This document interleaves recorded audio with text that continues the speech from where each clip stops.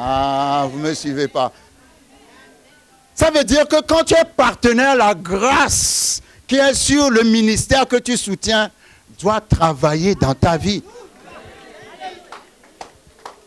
Et moi, je n'ai pas honte de dire que la grâce de la foi victorieuse, c'est la restauration.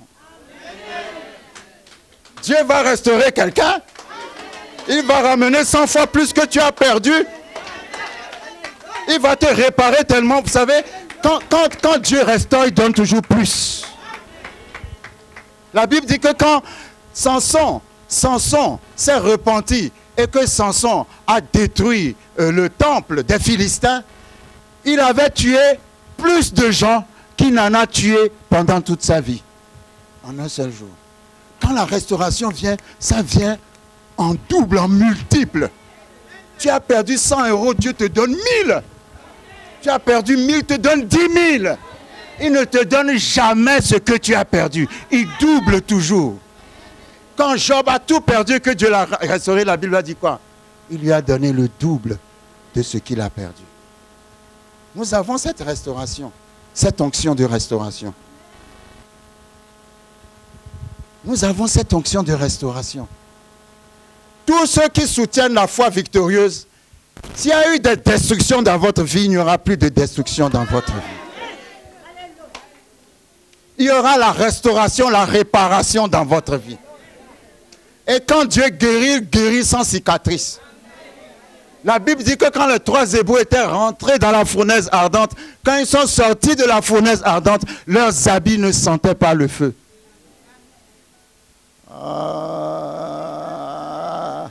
Quand tu vas sortir de tes difficultés, tu seras plus beau et plus belle qu'avant. C'est parce que parfois les épreuves font tellement qu'on vieillit avant l'âge. Mais toi, tu vas rajeunir. Tu vas rajeunir. Alléluia. Tu vas rajeunir.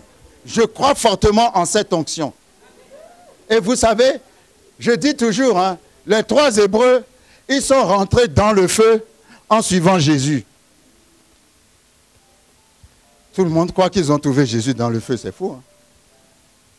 Ils marchaient derrière Jésus. Ah, quelqu'un ne me comprend pas. Si tu es intègre avec la parole, être intègre avec la parole, c'est marcher derrière Jésus. Et Jésus, quand tu marches derrière lui, sur son chemin, il y a le feu et la vallée de l'ombre de la mort. Mais si tu restes derrière lui, ah, quelqu'un ne me suit pas. Quand tu suis Jésus, tu finiras par rencontrer la fournaise ardente. La fournaise ardente n'est pas dans... Jésus n'est pas dans la fournaise. Jésus est rentré dans la fournaise. Et comme ils suivaient Jésus, ils sont aussi rentrés dans la fournaise. Ah, come on! La différence est que dans la fournaise, Jésus est devenu visible. Ça veut dire dans tes épreuves, tu vas le voir.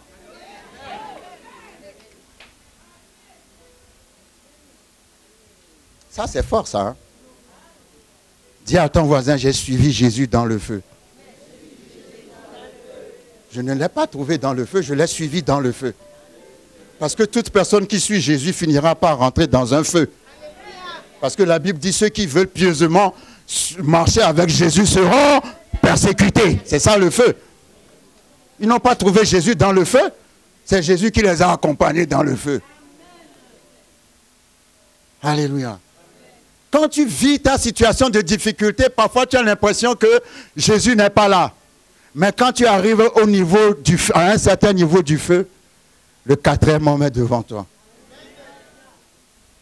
Dieu parle à quelqu'un qui est dans un feu. Dieu dit, tu seras plus beau et plus belle quand tu vas sortir du feu. le feu ne va pas te tuer. Le feu va faire que quand tu vas sortir, tu seras encore plus brillant. Alléluia. Quand tu vas sortir du feu, tu seras encore plus brillant. Mais c'est la persévérance. Dans cette histoire de koinonia, participation, partenariat, j'ai choisi de parler du partenariat dans les épreuves. Parce que j'ai remarqué que beaucoup d'entre nous, nous sommes éprouvés. Et vous savez, quand l'épreuve... Quand vous lisez la Bible, Luc 4 ou Matthieu 4, la Bible dit, Le Saint-Esprit conduisit Jésus dans le désert pour être tenté par le diable. Ce n'est pas le diable qui a conduit Jésus dans le désert. C'est le Saint-Esprit qui a conduit. Il y a des épreuves, c'est le Saint-Esprit qui t'a conduit là-dedans. Vous êtes calme, hein? Vous ne me comprenez pas là. Tout ne vient pas du diable. Il y a des épreuves que tu connais à cause de tes propres erreurs. Il y a les épreuves que le diable met dans nos vies. Mais il y a des épreuves, c'est le Saint-Esprit. Pour être tenté par le diable. Tu ne peux pas avoir la foi et ne pas être persécuté. Si quelqu'un ne veut pas être persécuté, donc rejette Jésus. Mauvaise nouvelle ou bonne nouvelle?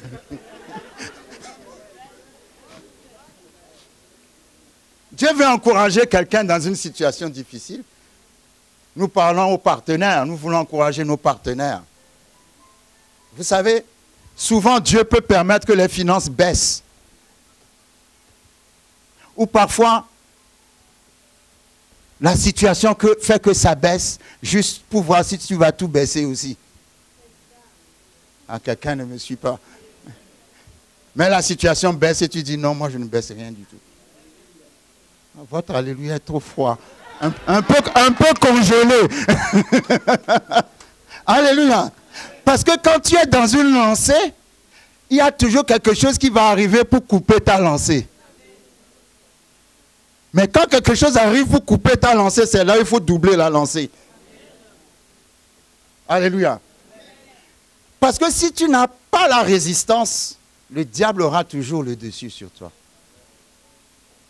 Pourquoi tu ne fais plus ceci? Ah non, parce que telle situation est arrivée. Non, non. Il ne faut pas être conduit par les situations. Il faut être conduit par l'Esprit de Dieu. Et par ton engagement. Alléluia.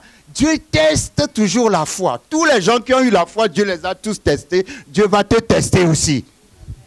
C'est vrai, depuis que tu es devenu partenaire de la foi victorieuse, on a eu la promotion, on a augmenté ton salaire et puis brutalement, tu as perdu le salaire, le travail, tout le monde est parti. Ça ne veut pas dire que Dieu n'est pas là. Ça veut dire que Dieu veut savoir. Ah, come on. Saül cherchait à tuer David, n'est-ce pas? Qu'est-ce que Dieu a fait? Dieu a livré Saül à David pour voir si David a le même cœur que Saül. Quelqu'un ne me suit pas. Suivez-moi bien. Dieu a fait que Saül et David se sont rencontrés. Saül dormait, David pouvait le tuer. Parce que Dieu testait le cœur de David. Dieu voulait voir est-ce que tu as le même cœur que tes ennemis. Si tu as le même cœur que tes ennemis, tu n'as pas besoin de ma grâce. Mais si ton cœur est différent du cœur de tes ennemis, je vais combattre tes ennemis pour toi. David a dit, je ne vais pas porter la main sur loin de l'Éternel. Qu'est-ce qui s'est passé? Dieu a combattu pour David. Des fois, Dieu vous teste. C'est un test de la foi. Le test de la foi que David a eu, c'est est-ce que tu es capable, dans ta situation, de tout laisser entre les mains de Dieu? Ah, quelqu'un ne me comprend pas. Toi-même, tu peux te rendre justice à toi-même. Si David s'était rendu justice à lui-même en tuant Saül, tout le monde va dire qu'il a raison. J'ai lu un livre de Marilyn Hickey qui disait que Saül a poursuivi David, a tenté de tuer David 21 fois sur 9 années. Quelqu'un qui te fatigue depuis 9 ans et qui ne cherche que ta mort, toi tu te promènes un jour dans une cave et puis tu le trouves en train de dormir. Tu vas le laisser. Maintenant, il ne faut pas être spirituel devant moi parce que moi je ne vais pas le laisser. Pour vous encourager à être sincère, moi je ne vais pas le laisser. Alléluia. Mais David l'a laissé. Ça veut dire quoi? Seigneur, j'ai tellement confiance en toi. Je n'ai même pas besoin de combattre mes ennemis parce que je sais que tu les combattras pour moi. Saül est mort, il a pris la place de Saül. Alléluia. Tout ça là, c'est des tests de la foi. Dieu va te mettre dans des situations où on va te dire, oui, toi-même tu vas donner de grands témoignages et puis après Satan va venir pour gâter le témoignage. Parce que c'est sa spécialité.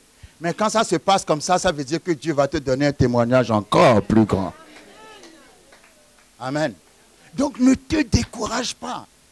Je ne connais pas ta situation, mais je sais que ce n'est pas facile pour beaucoup. Mais ne te décourage pas. C'est juste un test. Dis à ton voisin, c'est juste un test.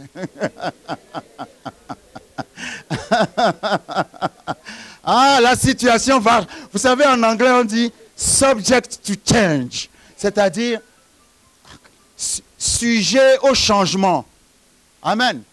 Toute circonstance est subject to change. C'est-à-dire toute circonstance est appelée au changement. Aucune circonstance n'est éternelle. C'est pour ça que le psaume 23 dit, quand je marche dans la vallée de l'ombre de la mort. Il n'a pas dit quand je bâtis ma maison dans la vallée de l'ombre de la mort, quand je dors dans la vallée de l'ombre de la mort, quand je vis dans la vallée de l'ombre. Non, non. Quand tu marches à travers quelque chose, un temps viendra où cette chose sera derrière toi. Donc je ne connais pas ta situation, tout s'est arrêté, mais Dieu ne s'est pas arrêté. Tu as l'impression que Dieu s'est arrêté, mais Dieu dit, je n'ai pas encore dit mon dernier mot. Qu'est-ce que Job a dit? Mon Rédempteur est vivant, il se lèvera. Satan se lève toujours le premier. Les gens qui sont toujours agités se lèvent toujours premier. Mais Dieu prend toujours son temps et lui se lève le... Il se lève le dernier parce que quand il va finir de faire ce qu'il va faire, plus personne ne pourra rien faire de mieux ou de moins. Alléluia. Mon Rédempteur est vivant, il se lèvera le dernier. Pour arriver au dernier, il y a un certain temps qu'on appelle la patience. Si tu es patient, tu verras Dieu en dernier. Alléluia. Ta situation va changer. Ta situation ne va pas rester comme ça. Ta situation n'est rien pour Dieu. Ta situation est trop petite devant Dieu. Quelle que soit la fermeture, le blocage que tu expérimentes, c'est rien devant Dieu. Dieu est toujours plus fort. Alléluia. Jésus a dit quelque chose que nous répétons tous les jours, mais on n'a jamais réfléchi là-dessus. Il a dit, si quelqu'un veut me suivre, il a dit quoi? Ah. Quand on parle de la croix, on parle de quoi? Crucifié, n'est-ce pas? Quand on est crucifié, ça fait la joie ou bien ça fait souffrir? Si Jésus a dit, si quelqu'un veut me suivre, il faut prendre sa croix. Ça veut dire, comme j'ai été crucifié, toi aussi on va te crucifier. Oh, quelqu'un ne me comprend pas. Est-ce que Jésus l'a dit oui ou non? Alors quand tu prends ta croix et que tu le suis, donc ce qui lui est arrivé va t'arriver. Mais qu'est-ce que la fin de l'histoire dit? Qu'au troisième jour. Oh, come on. Est-ce que je peux déclarer la résurrection sur la situation de quelqu'un? Je déclare dans le nom de Jésus-Christ de Nazareth que quelle que soit la difficulté de ta situation, je te vois ressusciter au nom puissant de Jésus-Christ de Nazareth. Je te vois sortir de ta tombe dans le nom puissant de Jésus-Christ de Nazareth. Je te vois victorieux dans le nom puissant de Jésus-Christ de Nazareth. Je te vois rempli de succès dans le nom puissant de Jésus-Christ de Nazareth. Je te vois dans la réussite dans le nom puissant de Jésus-Christ de Nazareth. Je te vois élevé dans le nom puissant de Jésus-Christ de Nazareth. Vous savez, la résurrection a été une surprise pour le diable. Parce qu'il dansait sur ses cornes ou sur ses sabots quand Jésus-Christ a été enterré. C'est pour ça que la Bible dit, si les princes de ce monde savaient, ils n'allaient pas crucifier le roi de gloire. S'ils savaient quoi? S'ils savaient quand le crucifiant, il allait ressusciter, ils n'allaient pas le crucifier.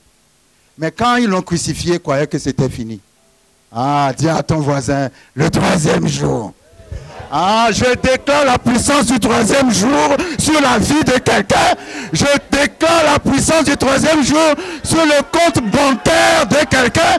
Je déclare la puissance du troisième jour sur le foyer de quelqu'un. Je déclare la puissance du troisième jour sur les enfants de quelqu'un.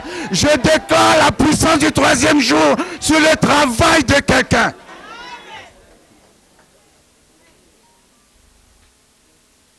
La Bible dit, les femmes, toujours les femmes, ce jour-là, avaient apprêté ce qu'il fallait pour aller embaumer le corps de Jésus. Et pendant que tous les hommes étaient enfermés parce qu'ils étaient peureux, et maintenant ils sont les premiers à dire que les femmes ne doivent pas prêcher. Les femmes ont eu le courage de sortir. Elles ont dit, on va aller embaumer le corps de Jésus. Mais la Bible dit, elles avaient un souci. Le souci des femmes était que le tombeau était bouché par une grosse pierre. Mais elles ne se sont pas laissées influencer. Ah, les femmes ne sont pas influençables. Les femmes ne sont pas influençables. Quand elles croient dans quelque chose, elles ne sont pas influençables.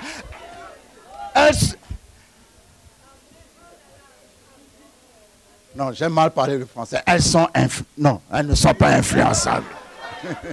Elles ne sont pas influençables. On ne peut pas les influencer. Elles ont vu que la pierre était plus grosse qu'elles. Mais la Bible dit qu'elles ont quand même décidé d'aller embaumer le corps. Ça, c'est trop fort. Il y a quelqu'un qui reste à la maison et qui dit non, si je vais, ça ne va pas marcher. Alors qu'on t'attend là-bas. Ah non, si je vais, je n'aurai pas telle chose. Mais alors qu'on t'attend là-bas. Il faut aller qu'on te dise non d'abord. Tant qu'on ne t'a pas dit non, ne reste pas à la maison. Les femmes ont dit la pierre est trop grosse, mais on va quand même aller. Et la Bible dit quand elles sont arrivées, la pierre qui était trop grande avait été enlevée. Oh!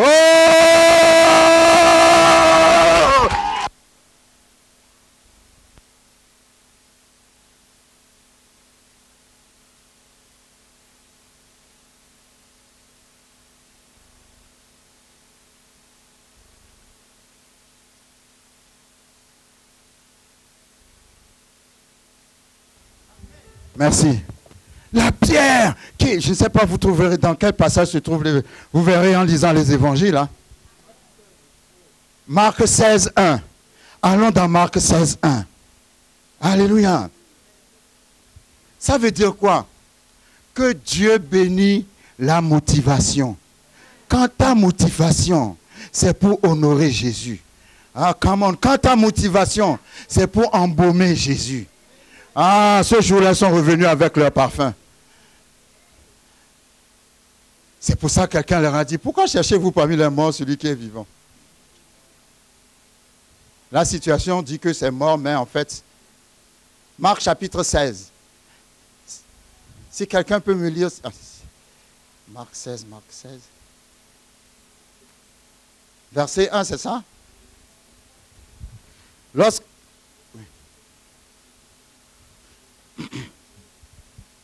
Lorsque le sabbat fut passé, Marie de Magdala, Marie mère de Jacques et Salomé achetèrent des aromates afin d'aller embaumer Jésus.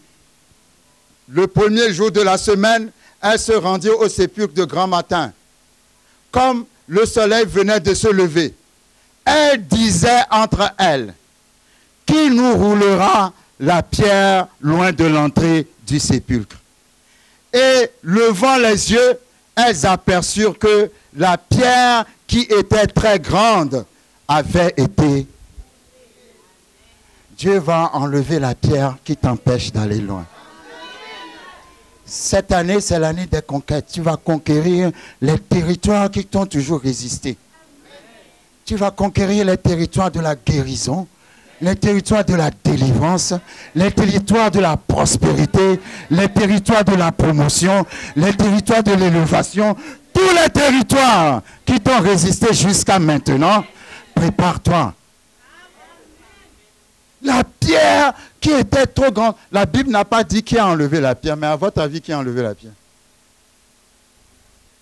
C'est Dieu qui a fait enlever la pierre. Alléluia. Quelle que soit la grandeur de la pierre qui t'empêche de réaliser ton rêve. Quelle que soit la grandeur de la pierre qui t'empêche de réaliser ton rêve, Dieu va enlever la pierre. Quelqu'un qui n'a pas assez de clients dans sa boutique, bientôt tu vas chercher une place plus grande. Parce que quand la pierre va être enlevée, il n'y aura plus assez de place pour les clients. Il n'y aura plus assez de place pour les restaurants. Il n'y aura plus, je ne sais pas ce que tu es en train de faire, mais quand la pierre va être enlevée, il n'y aura plus assez de place. Ça va venir du nord, ça va venir du sud, ça va venir de l'est, ça va venir de l'ouest. Il n'y aura pas assez de place.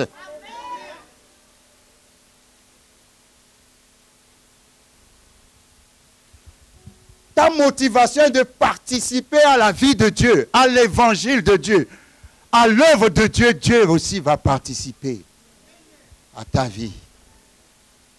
Avec Dieu, c'est pour ça qu'il y a des gens, quand ils donnent parce qu'il faut donner. Il ne faut jamais donner à Dieu parce qu'il faut donner.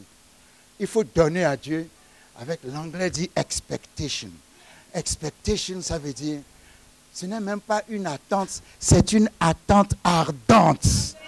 Oh, come on, que ce que tu as donné, tu vas avoir la moisson de ça. Il ne faut pas donner à Dieu comme ça. Il faut donner à Dieu avec une attente ardente. Que ce que tu as donné va te ramener quelque chose. Avec Dieu, on ne fait rien pour rien. Quand on ne se moque pas de Dieu, l'homme récoltera ce qu'il aura semé. Galates 6. Donc, tout ce que tu fais à Dieu, il y a toujours un retour. Il y a toujours un retour. Alléluia. Il y a toujours un retour. Le centurion romain dans Luc chapitre 7. Il aimait un serviteur qui était malade jusqu'à la mort. Il a entendu parler de Jésus. Il est parti trouver les anciens des Juifs pour qu'ils aillent dire à Jésus de venir guérir son serviteur. Quand les anciens des Juifs ont été trouver Jésus, ils ont dit à Jésus, il faut faire quelque chose pour cet homme. Parce que c'est lui qui a bâti notre synagogue.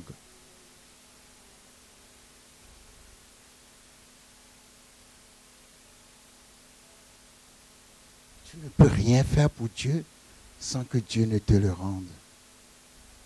Tout ce que tu fais pour lui, il va te le rendre. Si toi, tu ne le reçois pas, tes enfants vont le recevoir.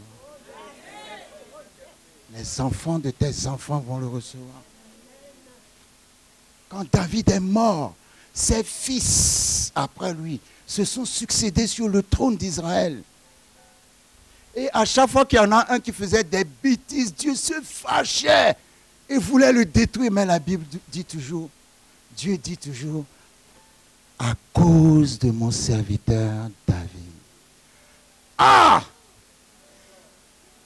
Est-ce que quelqu'un peut établir dans la lignée de sa famille à cause de ma servante Marguerite?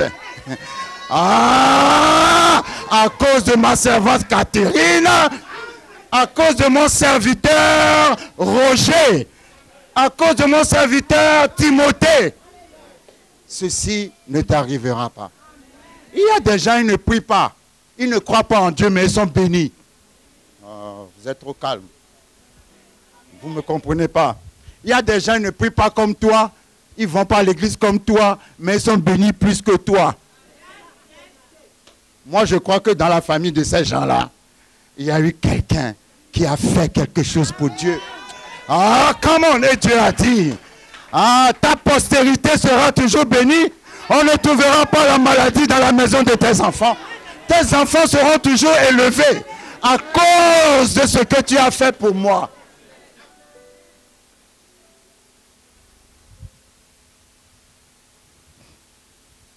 Hier, l'homme de Dieu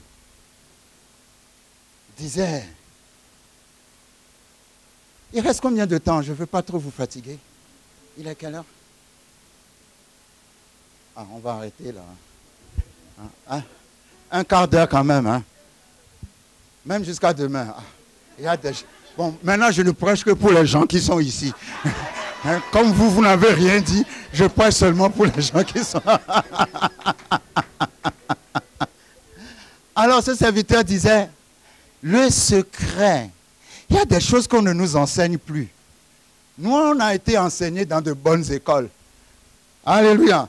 Mais aujourd'hui, on n'enseigne plus ces choses. C'est honorer les pères. On n'honore plus les pères spirituels. On n'honore plus les mères spirituelles. Et cet homme disait que il y avait son père spirituel qui fêtait son anniversaire. Mais les gens n'ont pas fait grand-chose pour lui. Mais lui, le Seigneur lui a mis à cœur d'aller lui donner un cadeau. Et quand il lui a donné le cadeau, et qu'il repartait, ils sont arrivés dehors, et puis il lui a dit, bye bye, pasteur. Le pasteur n'a pas répondu, et le pasteur a élevé ses mains, il a dit, parce que tu m'as honoré, toi aussi, on va t'honorer. Vous savez ce que j'aime chez la bénédiction et la malédiction? C'est seulement des paroles. Ah. C'est quelqu'un qui se lève et qui dit seulement une parole. Isaac a été trompé dans sa vieillesse. Il bénissait Jacob en croyant qu'il bénissait Ésaü. Mais ce qu'il a dit sur Jacob, parce qu'il l'a dit, il l'a dit. Quand Ésaü est revenu, qu'est-ce qu'il a dit à Ésaü? Il a dit, j'ai déjà donné la bénédiction. Alléluia.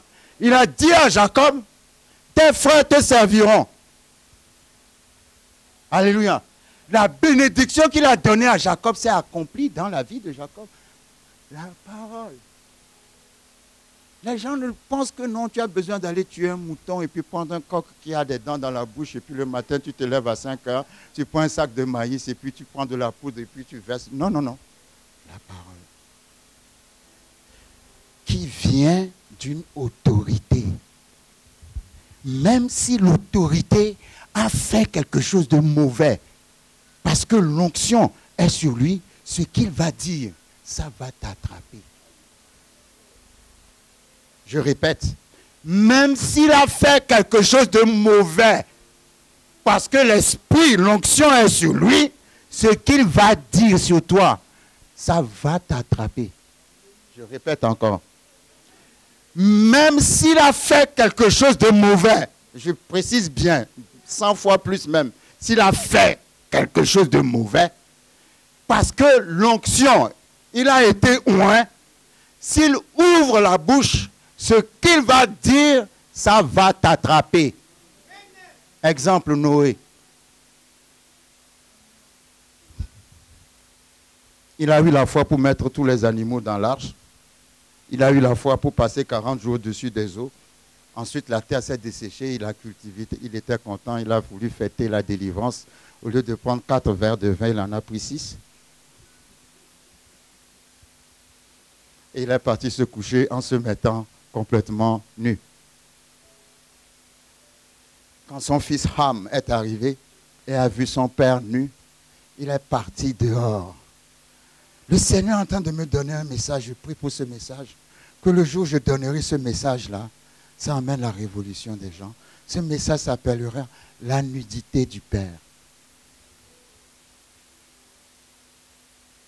Quand il a vu la nudité, vous savez, je vais vous dire, hein, on peut être grand président de la République, roi, reine, on a toujours une nudité. Mais si tu prends la nudité de ton père ou de ta mère pour aller l'exposer, toi aussi, tu seras publiquement nu. Il est parti dire à ses frères, venez voir papa, c'est saoulé, il est tout nu.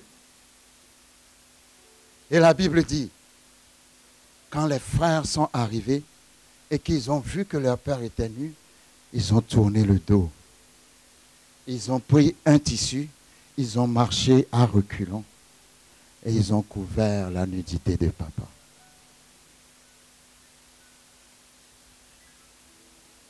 Ah, qui va couvrir ma nudité?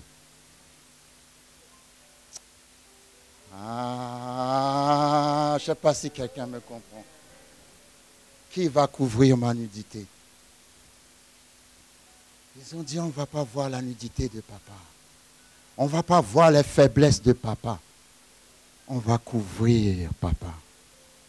Quand Noé s'est réveillé et qu'on lui a dit ce qui s'était passé, la Bible dit, il a maudit le fils de Ham qui était Canaan. Et il a béni Sem et Japheth. Et Sem et Japheth. Si vous voyez les nations qui sont sorties de Japheth, les nations qui sont sorties de Sem, vous avez les Sémites, les Juifs. Abraham est descendu de Sem. Japheth, je crois que de Japheth sont sorties les nations européennes et tout ça. De Canaan sortira l'Égypte, le Soudan et tout le reste. Je n'irai pas plus en profondeur. Vous n'avez pas compris, mais certains ont compris. Je dis, vous n'avez... Il a dit, Canaan sera esclave des esclaves. Il n'a pas dit sera esclave. Hein. Il a dit sera esclave des esclaves. Ce qui est sorti de la bouche de Noé. Ah, gloire à Jésus qui nous a rachetés. Gloire à Jésus qui nous a rachetés. Quand il a béni, la bénédiction s'est accomplie. Quand il a maudit, la malédiction s'est accomplie. Mais Jésus-Christ a pris la malédiction pour ceux qui sont en Christ.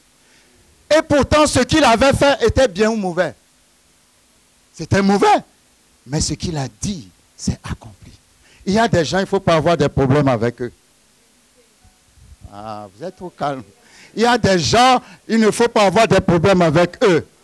Parce que toi, tu trouves peut-être qu'ils ont déconné, ils ont fait ceci, ils ont fait cela. Mais l'onction de Dieu est toujours sur eux. David connaissait ce secret. C'est pour ça que Saül rêvait toujours de le tuer, mais il n'a jamais touché Saül. Toi, tu passes ton temps à critiquer ton pasteur. Tu as déjà insulté la moitié de tous les pasteurs de Paris. Tu as tellement insulté, critiqué les pasteurs que tu es fatigué toi-même. Il y a une conséquence. Hein? Alléluia. Alléluia. Aujourd'hui, les choses ne se passent plus comme dans l'Ancien Testament où la rébellion amène la lèpre. Mais la rébellion peut amener un blocage dans ta vie. La rébellion peut amener, comment dirais-je, une malédiction dans ta vie. Parce que tu ne sais pas honorer les pères. Amen. Gloire à Dieu. Que Dieu nous aide. Que Dieu nous aide. Ce sont des principes puissants pour être bénis. Et vous savez, la bénédiction, oui, je sais, Jésus a dit ne maudissez pas, bénissez. Mais la bénédiction n'est pas loin de la malédiction. Hein. En supposant que la paume de ma main, c'est la bénédiction, ben, l'arrière, c'est la malédiction. Les deux marchent toujours ensemble. Les deux marchent toujours ensemble. L'une n'est pas loin de l'autre. Hein. C'est ensemble, ça dépend de la face, quoi. Alléluia. Si ce n'est pas la bénédiction, c'est la malédiction. Et il faut toujours tout faire pour être béni. Jacob rusait. Jacob volait. Jacob faisait toutes les mauvaises choses, mais Jacob était béni. Je veux décourager quelqu'un juste pour dire que ce n'est pas la grâce de Dieu. Et quand vous regardez bien Jacob, vous allez voir qu'il faisait toutes ces mauvaises choses. Mais Jacob aimait les choses de Dieu. Même s'il doit voler pour avoir les choses de Dieu, il va le faire. Vous ne me comprenez pas. Il aimait tellement Dieu que même s'il doit voler pour avoir la bénédiction de Dieu, il va le faire. La motivation. Mais Ésaü s'en foutait. La Bible a traité Ésaü en utilisant le mot profane. Ne soyez pas profane comme Ésaü. Profane veut dire quelqu'un qui ne sait pas donner de la valeur aux choses spirituelles. Il a vendu son droit d'aînesse en disant, qu'est-ce que je vais en faire? Il a vendu sa bénédiction. Il y a des choses qu'il ne faut pas vendre. Il y a des choses qu'il ne faut pas faire. Honore ton père et ta mère. Tu seras béni et tu vivras longtemps sur la terre. Éphésiens chapitre 6. Principe. Maintenant, si tu n'honores pas ton père et ta mère, et que tu viens me voir, je vais prier sur toi jusqu'à te fatiguer, tu vas dire que je ne suis pas oint. Mais quand on regarde bien, c'est toi qui n'honores pas ton père et ta mère. On nous accuse pour rien. Gloire à Dieu, on va s'arrêter là, mais avant qu'on se sépare.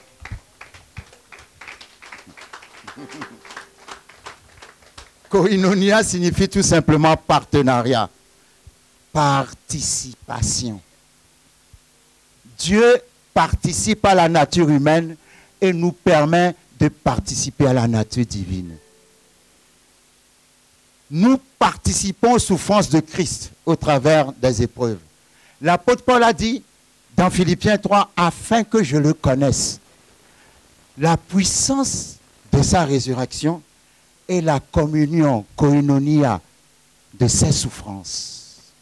Tu ne peux pas expérimenter sa résurrection si tu n'as pas expérimenté ses souffrances. Donc quand les épreuves arrivent, ne te décourage pas. Tu es juste sur le chemin de la résurrection. Je voulais dire aussi, je suis quelqu'un, j'ai toujours prêché, si tu es dans une église, tu apportes la dîme dans l'église où tu pries. Alléluia. Mais si tu n'es pas dans une église, tu peux apporter la dîme à la foi victorieuse. Personne n'a dit alléluia. Si tu es dans une église, garde ta dîme pour ton église. Mais si tu n'es pas dans une église, apporte ta dîme à la foi victorieuse. C'est très important de donner la dîme. Pourquoi? Je termine par là. Quand vous lisez Genèse chapitre 14, la Bible dit Abraham revenait de la guerre.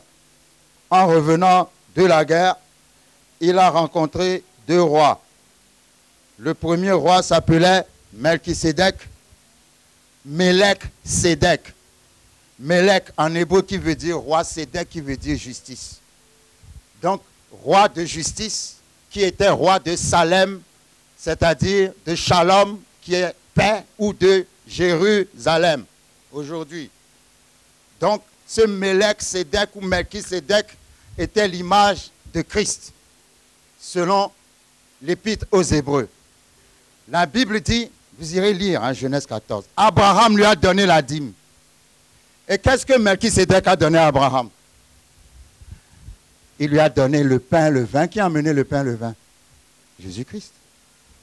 Et il lui a imposé la main en libérant la bénédiction sur sa vie. Maintenant, quand il a quitté Melchisédek, il a rencontré le roi de Sodome. Sodome en hébreu signifie sécheresse, dette, mort, ténèbres. Alléluia. Et le roi de Sodome a dit à Abraham, il ne lui a pas demandé de l'argent. Il a dit, donne-moi les hommes. Et je vais te donner des richesses. Il y a des gens qui sacrifient des êtres humains pour avoir des richesses. Parce qu'ils ont une alliance avec le roi de Sodome. Le roi de Sodome n'a pas demandé l'argent. Hein. Il a réclamé les âmes et en échange, il a proposé l'argent. Et qu'est-ce qu'Abraham lui a dit? Il a dit, je ne prendrai même pas le soulier de tes chaussures pour que tu ne dises pas un jour que c'est toi qui m'as béni. Nous voyons par là que Abraham a jugé la bénédiction que Melchisédek lui a donnée supérieure aux richesses que le roi de Sodome veut lui donner. Beaucoup de gens cherchent les richesses au lieu de chercher la bénédiction. Parce que la bénédiction est plus riche que les richesses. La Bible dit, quand il a fini de faire cela, Genèse 15 a dit, Abraham s'inquiétait parce que il allait mourir.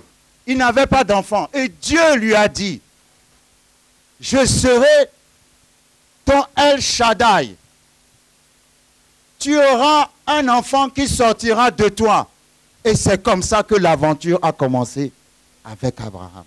La vie d'Abraham a changé à cause de la dîme. Je répète, vous pouvez aller me chercher les coups et tout ce que vous voulez. Moi, quand on vient sur la dîme, on ne peut pas me battre. Moi-même, je sais qu'on ne peut pas me battre. Moi, quand je parle, je suis sûr de moi-même parce que quand je parle, je me base sur ce que... Moi, je n'invente pas. Si la Bible ne l'a pas dit, on peut m'accuser. Mais si la Bible a dit, tu ne peux pas m'accuser. La vie d'Abraham a changé après la dîme. Il y a des choses que tu n'as pas encore reçues parce que tu n'es pas fidèle à la dîme. Les jeunes ne vont pas te le donner. Les prières ne vont pas te le donner. Pourquoi? Parce que dîme aussi veut dire koinonia. Seigneur, comme tu participes à ma vie en me donnant la vie, moi aussi je participe à ta vie en te donnant une partie de mes biens. Koinonia, participation. Qui est une infirmière ici? Ah. Combien ça coûte les bouteilles d'oxygène dans les hôpitaux? Une idée approximative.